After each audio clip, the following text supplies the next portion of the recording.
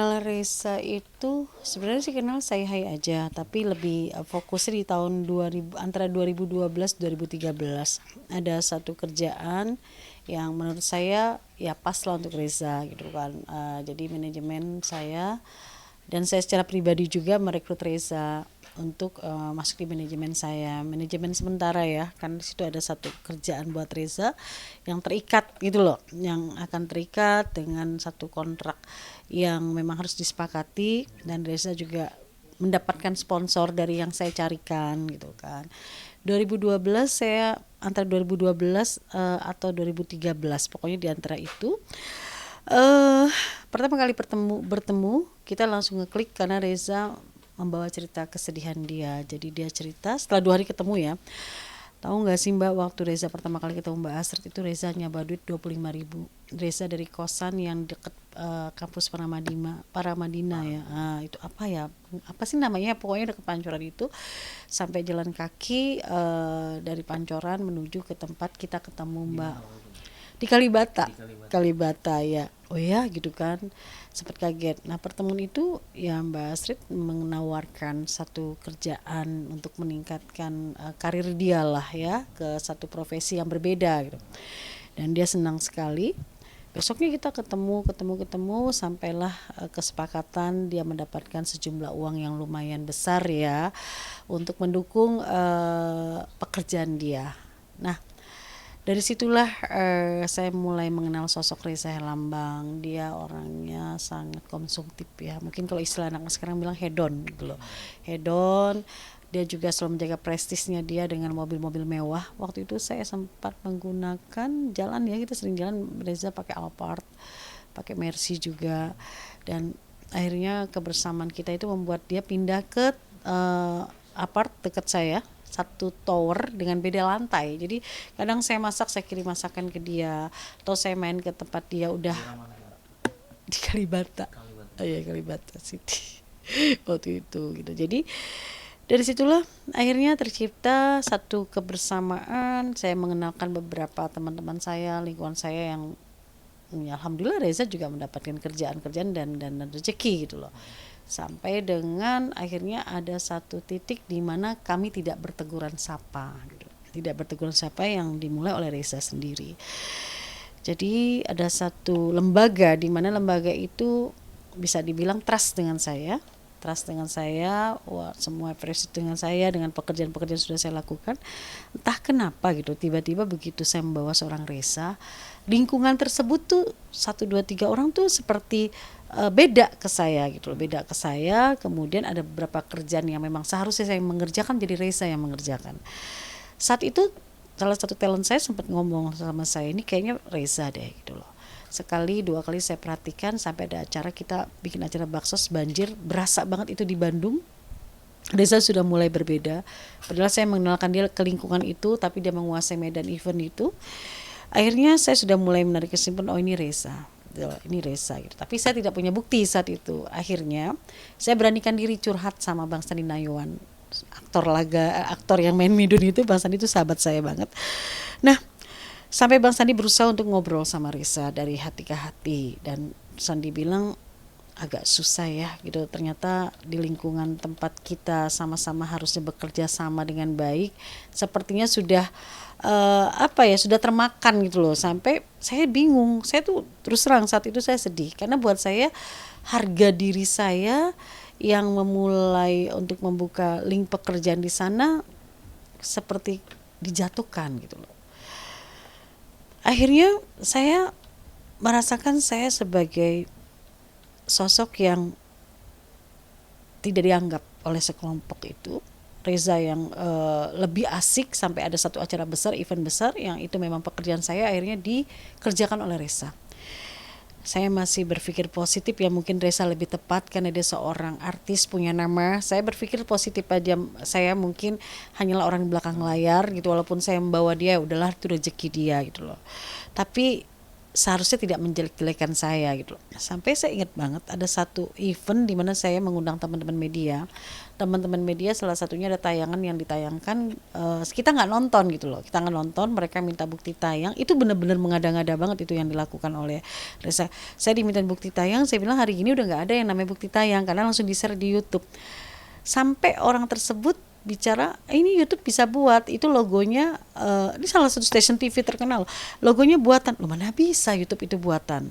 Ya itu semua ternyata akhirnya gitu saya tahu itu adalah brainwash dari seorang Reza gitu. Saya kaget itu setelah saya tahu gitu loh, setelah sekian lama saya baru tahu, oh seperti itu. Tidak selang berapa lama dalam kondisi yang saya luar biasa sangat kecewa gitu loh, karena Reza melewati rumah saya. Jadi dia dulu sering nginep di rumah saya. Di sebelah saya, di depan saya adalah orang-orang yang saya kenalkan dia. Dia main bisa loh ke depan tempat tinggal dekat depan saya, tidak mampir gitu loh, tidak mampir. Bahkan dia mempengaruhi talent saya untuk tidak di manajemen saya. Nggak masuk akal kan sebenarnya. Nah, ada satu project film, itu saya masih ingat banget, film itu yang ngomong talent saya. Jadi talent saya bilang bahwa ada satu pengusaha yang memang berasal dari Sulawesi sama dengan talent saya mau bikin film nih katanya. Minta bantuan nih sama saya, ayo kita meeting yuk ketemu. Udahlah, karena saya sudah merasa bukannya gimana ya, saya udah ngerasa ada Reza di sana. Saya sudah males ya. Ya sudah, akhirnya ternyata betul film itu yang pegang Reza. Reza dengan mantan karyawan saya gitu loh, mantan bisa dibilang asisten saya lah, orang kepercayaan saya gitu, dia bekerja sama. Dan saya dengar setelah itu gitu loh, ternyata berkasus. Saya dengar bahwa Reza sudah menerima sejumlah uang, dan seperti yang Kanu sampaikan dia menerima DP dari Mas Hanung Bramantio, fee sekitar 300 juta. Saya sudah dengar, saya kaget juga loh, gitu ya. Itu antara sekitar tahun 2017-an. Ya 2016 karena Mas Herman Seventeen almarhum masih hidup.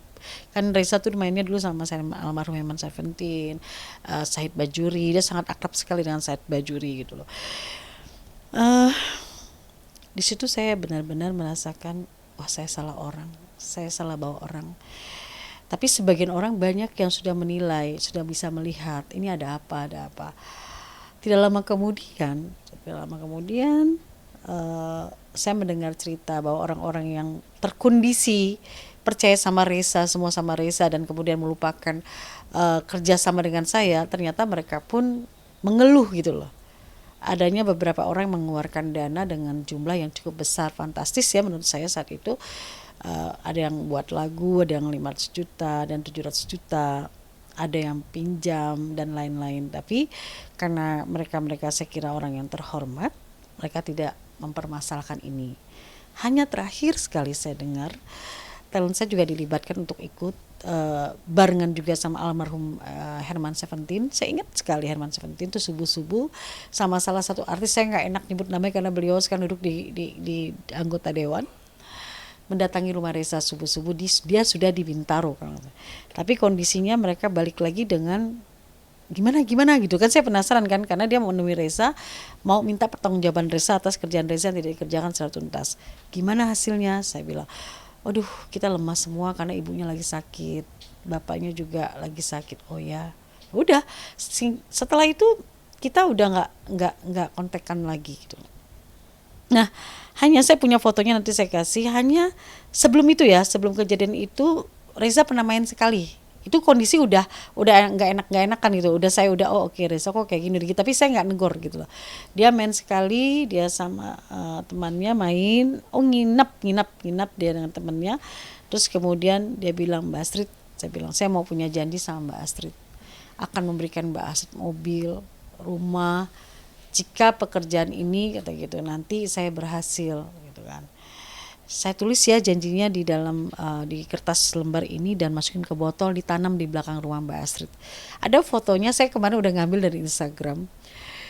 Terus saya apa ya ini gitu loh, kok sampai seperti ini gitu kan.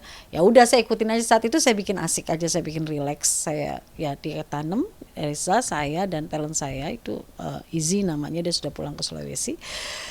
Ya udah, suatu saat entah apa kok saya merasa kecewa sama dia gitu loh. Kok ini semua jadi berantakan gara-gara dia ya gitu loh. Kok dia bisa-bisanya ya maaf kasarnya mengkudeta ke lingkungan saya gitu, mengkudeta kepercayaan orang terhadap saya gitu. Akhirnya saya iseng memposting foto itu gitu loh. Foto itu saya tag ke dia. Saya tag ke dia karena saya menagih yang ini, yang 35 juta itu. Dia nggak laden-ladenin. Saya ingat, oh ya ada yang 35 juta itu jelas dia ngomong oke, akan dibayarkan gitu loh.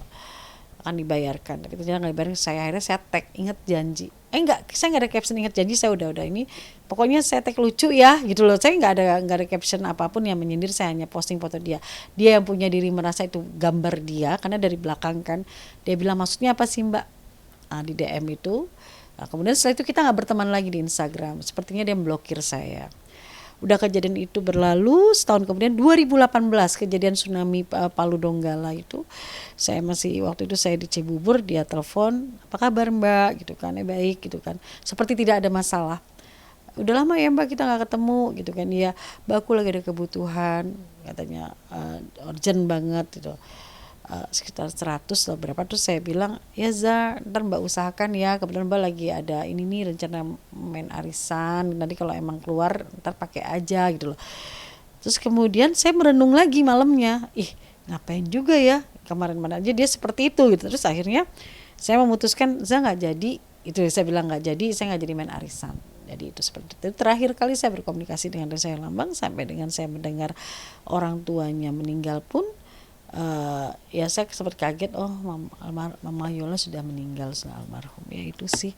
Oke, Bun, mungkin kalau tadi Bunda bilang awal ketemu 2013 karena ada suatu proyek pekerjaan yang memang harus Reza kayaknya yang harus mengambil, tadi Bunda mengatakan seperti itu.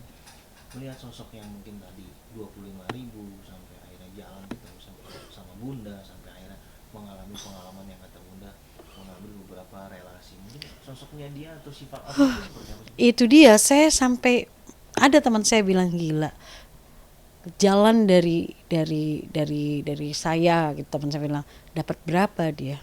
Terus saya bilang ada jalan yang resmi, ada jalan yang tidak resmi, ya kan. Maksudnya jalan apa nih? Ya jalan resmi itu ada pekerjaan dari saya itu jelas dapat sponsor sekian, itu hampir berapa ratus juta jelas. Tapi yang tidak resmi itu kan yaitu yang dia menjual lagu, membuatkan lagu, bikin jingle, dan tidak dikerjakan dengan tuntas, dan etikanya ketika kita manajemen nih merekrut talent, terus kemudian kita masuk ke dalam satu lembaga, itu kan sebenarnya dia tidak bisa loh seperti itu ya, tapi sudah nggak apa-apa gitu, event besar pun dia pernah melakukan itu. Relasi kan gini loh, lingkungan saya itu, relasi-relasi saya itu ya memang lingkungan orang-orang yang bisa dibilang berpotensi untuk keuangan lah gitu kan.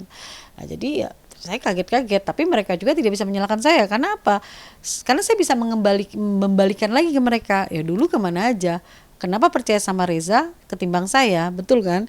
Jadi akhirnya mereka juga nggak bisa ngomong apa-apa, cuman ceritanya sama talent artis saya itu, saya tahu semua dari dia, gitu, dia cerita ternyata Reza begini, oh kaget saya nggak ikutan ke ranah itu, saya hanya prihatin sampai dengan yang terakhir aktor dan juga almarhum Herman Seventeen dan talent saya gitu datang menghampiri Reza untuk mengingatkan dia untuk bayar urusan-urusan dia, itu ternyata mereka langsung lemah.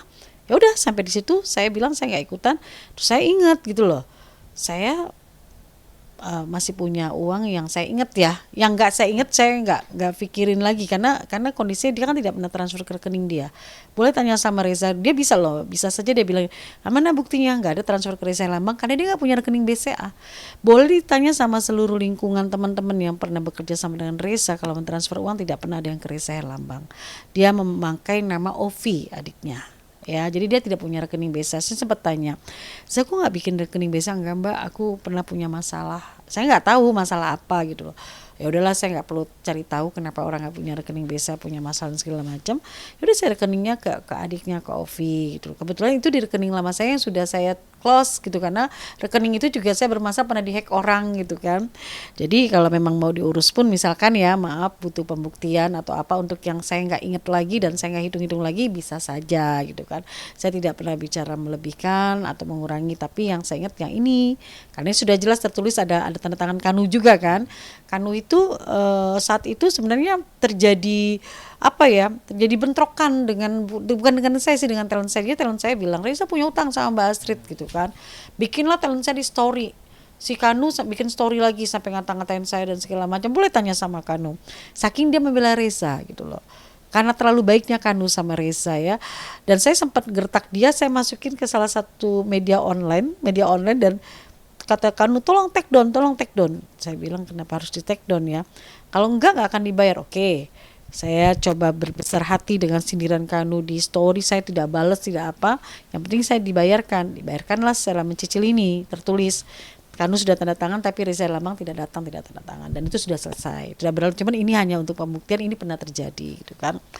Kalau yang uang saya yang Reza pakai misal 20, 10 segala macam itu saya tidak menghitungnya, karena waktu itu ada 2 talent, anak-anak Coldplay, dia sekarang juga ada pemain film yang diproduserin sama Reza memproduserin dia, mau bikinin lagu dan segala macam, tapi kebutuhannya itu ke saya gitu loh, karena saya juga suka sama anak-anak ini, saya nganggap seperti anak, ya sudahlah gitu loh. Jadi saya tidak berpikir itu Reza harus bertanggung jawabkan, hanya saya bilang sama almarhum maminya Coldplay itu, ini kebetulan biayanya dari saya gitu. Jadi kan maminya sempat bilang, enak gak ya Reza ngeluarin uang nih, lagu gak jalan, gak usah khawatir, ini uang dari saya. Jadi sudahlah gitu loh. Jadi sejujurnya saya juga nggak mau loh mengungkap masalah ini, karena saya sudah melupakannya. Tapi Mas Kiki Kanu ngetek terus gitu loh di story.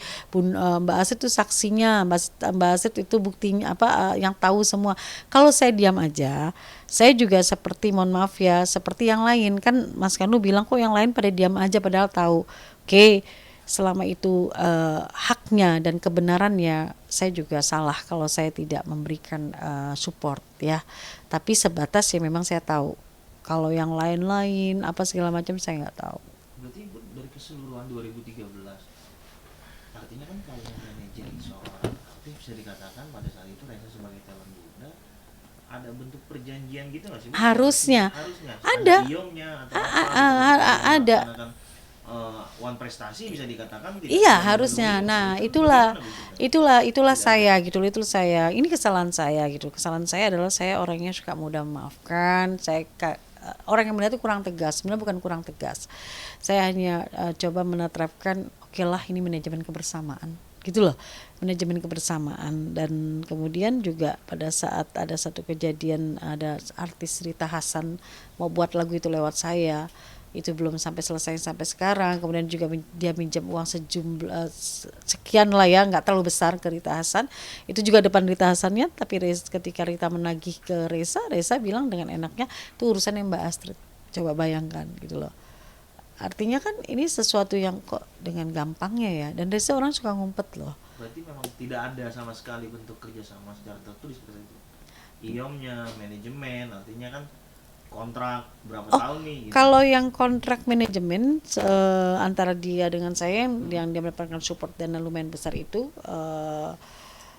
ada antara saya dengan dia, gitu loh, yang disepakati gitu kan. Hanya kerjaan saya ini kan kerjaan yang bisa dibilang you trust me, I trust you, ya kan. Jadi mungkin paham ya. Jadi memang banyak hal-hal yang kadang-kala tidak perlu tertulis gitu kan. Jadi sistem kepercayaan yang akhirnya malah dimanfaatkan gitu ya. Sistem kepercayaan yang harusnya benar-benar dijaga malah dimanfaatkan. Ya udahlah, dia percaya, kita kacau. Banyak kan seperti itu orang tidak memahami bahwa trust itu kayak apa. Jadi ya itulah jadi yang terjadi. Dan saya juga kaget kenapa ini kok bisa ya. Dulu saya berdoa ini akan dulu saya jujur, ya Allah, tolong beri apa, bukan beri pelajaran ya, beri teguran dengan caramu gitu. Saya selalu berdoa, saya selalu berharap semoga kebenaran ditempatkan pada haknya ya kan. Jadi supaya juga setiap dari kita yang melakukan penzoliman gitu. Penzoliman itu benar-benar menyadari bahwa itu salah. Tapi kan ini tidak terjadi. Ini akhirnya terjawab. Memakan waktu lumayan panjang ya, 5 tahun ya.